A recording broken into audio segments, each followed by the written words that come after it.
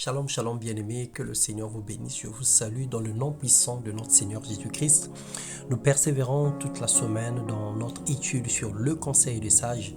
Et ce matin, nous allons voir les 10 conseils de Jésus. Sans cesse, nous rendons des actions de grâce à Dieu pour ses hauts et bienfaits. Il est plein de patience et de compassion pour nous. Il ne nous laisse jamais seuls. Il nous enseigne tous les jours et nous montre le chemin.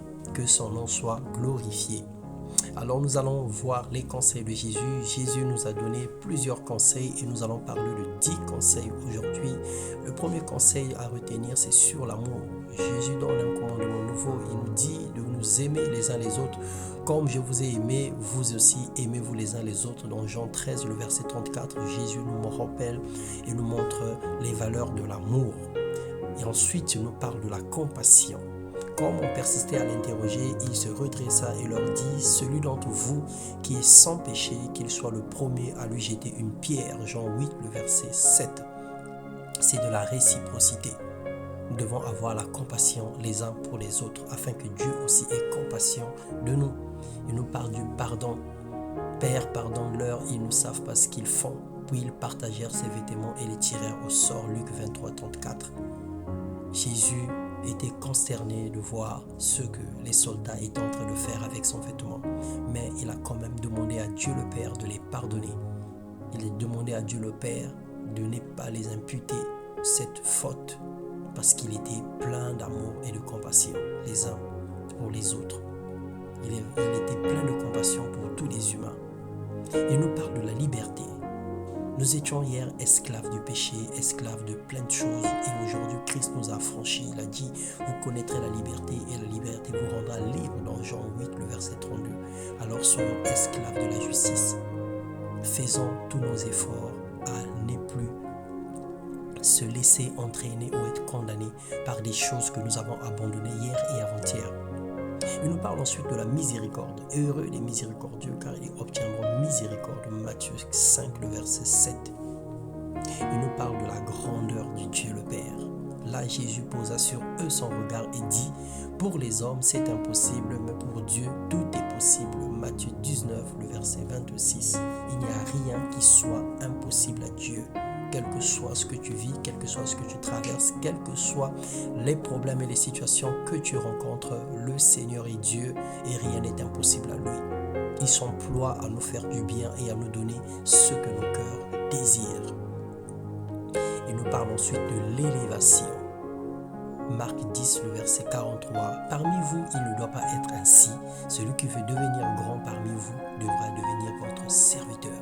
Le Seigneur nous montre le secret de l'élévation. L'élévation ne vient ni de l'Orient ni de l'Occident, mais l'élévation vient de l'Éternel des armées qui a fait le ciel et la terre. Et il nous dit, lorsque nous nous humilions, lorsque nous sommes humbles les uns envers les autres, c'est là qu'il nous élève.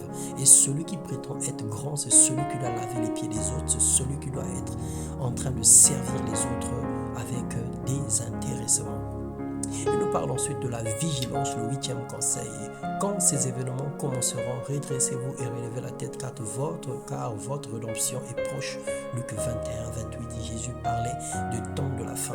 Il nous avait prévenu qu'il y aura des moments de famine, qu'il y aura des guerres, qu'il y aura des pandémies, des épidémies, qu'il y aura des situations catastrophiques sur la terre. Mais que cela ne nous effraie pas. C'est plutôt à savoir que le retour de Jésus-Christ est proche. Et ces événements nous rapprochent davantage de son amour, nous rapprochent davantage de la foi. Parce qu'une fois de plus encore, nous reconnaissons que la parole de Dieu est vraie et c'est la vérité incontournable, incontestable et absolue. Jésus nous appelle. Le lendemain, Jésus décida de partir pour la Galilée. Il trouva Philippe et lui dit, suis-moi, Jean 1, 43. À cause de tout ce qu'il a fait pour nous, à cause de ce qu'il fait et continue à faire dans nos vies, le Seigneur nous appelle chaque jour, nous appelle à le servir, nous appelle à se repentir, il nous appelle à changer de position, il nous appelle à venir à lui, il nous appelle de faire sa volonté. Et le 10e conseil, Christ nous exhorte sur le salut. Celui qui croit au Fils a la vie éternelle. Celui qui refuse de croire, le Fils ne verra pas la vie. Mais la colère de Dieu demeure sur lui. Jean 3, 36. Le Seigneur ne force personne à se convertir, il ne force personne à l'appartenir, il ne force personne à devenir enfant de Dieu selon Jean 1, 12. Mais il nous nous exhorte et il nous avertit. Celui qui croit au Fils a la vie éternelle, mais celui qui refuse de croire ne verra pas la vie éternelle. Il est condamné. Alors, c'est un choix que tu dois faire. De marcher avec Christ ou de marcher par toi-même. C'est un choix que tu dois faire et le Seigneur ne te forcera jamais sur ce choix. Et seulement, sache que si tu acceptes le Seigneur Jésus-Christ comme Seigneur et Sauveur, tu garantis l'éternité pour ta vie. Et tu emmènes des grandes bénédictions durant ton pèlerinage sur la terre. Seigneur, merci pour ces paroles.